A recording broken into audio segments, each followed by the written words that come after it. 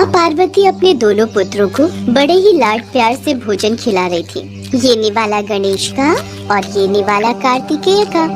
माताश्री, लड्डू तो सचमुच बहुत ही स्वादिष्ट हैं। माताश्री, ये गणेश एक बार में कितने लड्डू खा जाता है?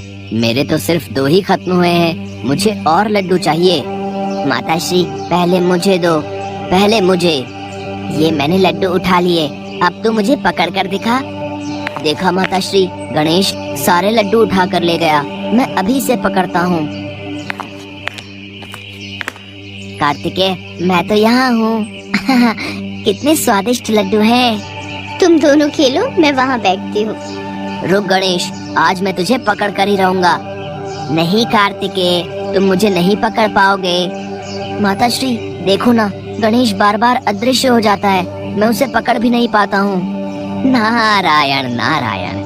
अच्छा, तो गणेश और कार्तिकेय देवी पार्वती के समक्ष क्रीड़ा कर रहे हैं। प्रणाम देवर्षि नारद, कहिए कैसे आना हुआ? देवी पार्वती, मैं तो आपको ये दिव्य आम देने आया था। आम?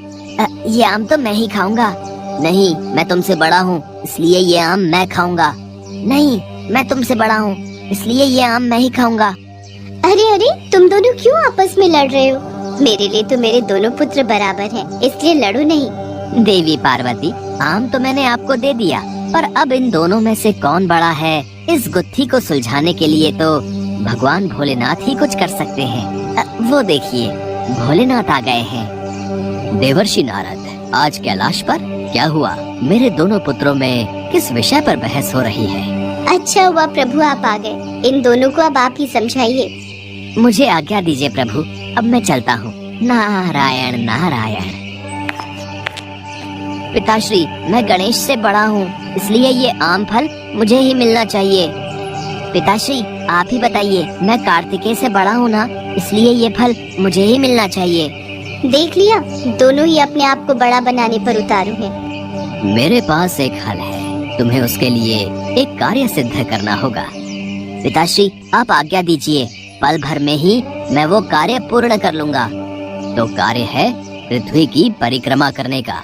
तुम दोनों में से जो भी सबसे पहले 3 बार पृथ्वी की परिक्रमा करके सबसे पहले कैलाश पर्वत पर लौटेगा, उसे ही बड़ा भाई होने का अधिकार प्राप्त होगा।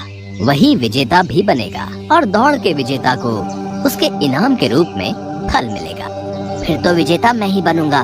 माताश्री, पिताश्री, मुझे आशीर्वाद दीजिए।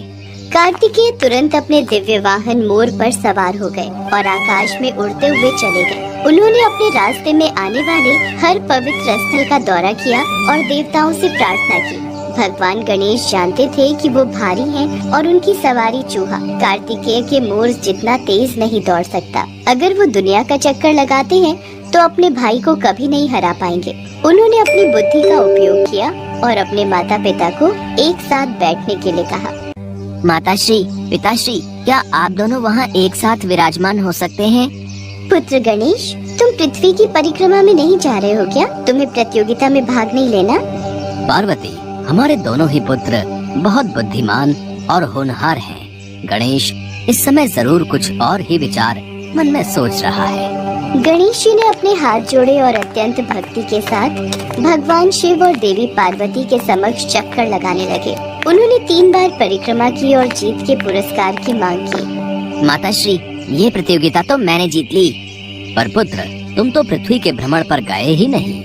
पिताश्री, जन्म धारण करने वाली प्रत्येक संतान के लिए माता पिता के चरणों में ही पूरा संसार विद्यमान होता है। माता पिता ही अपनी संतान के लिए त्रिलोक समान होते हैं। माताश्री के आंचल की छांव और आपके स्नेह की गोद मेरे लिए पूरी पृथ्वी के समान है, जहां आप दोनों की सेवा करने से मुझे सर्व सुख प्राप्त होते हैं। मेरा लाल, मेरा गणेश।